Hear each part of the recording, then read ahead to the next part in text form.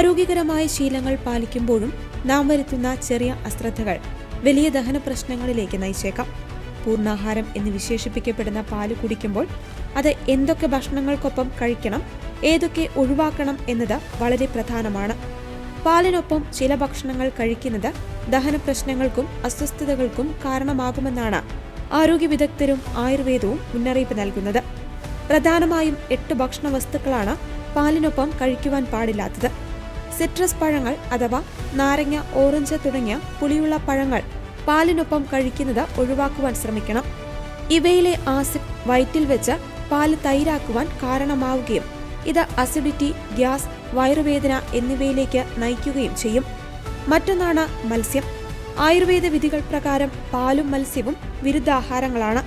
ഇവ രണ്ടും ഒരേ സമയം കഴിക്കുന്നത് ദഹനത്തെ തടസ്സപ്പെടുത്തുകയും ചിലരിൽ ചർമ്മരോഗങ്ങൾക്കോ അലർജിക്കോ കാരണമാവുകയും ചെയ്തേക്കാം. പാലിനൊപ്പം കഴിക്കാൻ പാടില്ലാത്ത മറ്റൊരു ഭക്ഷണമാണ് ഏത്തപ്പഴം. ബനാന മിൽക്ക് ഷേക്ക് പലർക്കും പ്രിയപ്പെട്ടതാണെങ്കിലും ഇവ രണ്ടും ചേരുന്നത് ദഹന പ്രക്രിയയെ മന്ദഗതിയിലാക്കും. ഇത് ശരീരത്തിന് ഭാരവും തളർച്ചയും അനുഭവപ്പെടുവാൻ കാരണമായേക്കാം. എരിവുള്ള ഭക്ഷണങ്ങളും ഇതിനോടൊപ്പം ഒഴിവാക്കണം. അമിതമായി എരിവുള്ള ഭക്ഷണങ്ങൾ കഴിച്ചാലുടൻ പാൽ കുടിക്കുന്നത് ദഹന വ്യവസ്ഥയെ പ്രകോപിപ്പിക്കും.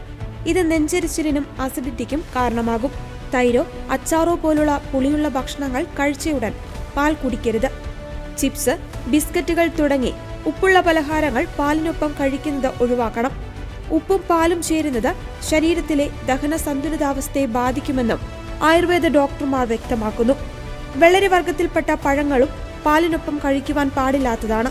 തണ്ണിമത്തൻ, കർബൂജ തുടങ്ങിയവ പെട്ടെന്ന് ദഹിക്കുന്ന പഴങ്ങളാണ്. അതിനാൽ ഇവ പാലിനൊപ്പം കഴിക്കുമ്പോൾ ദഹന പ്രക്രിയ സങ്കീർണമാവുകയും വയറിൽ അസ്വസ്ഥതയുണ്ടാവുകയും ചെയ്യും.